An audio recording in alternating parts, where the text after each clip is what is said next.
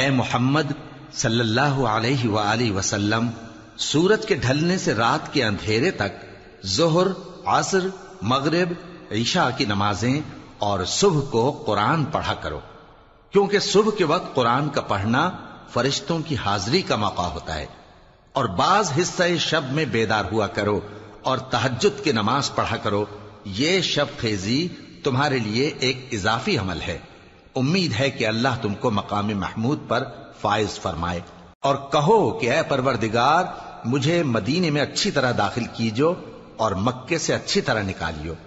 اور اپنے ہاں سے زور و قوت کو میرا مدد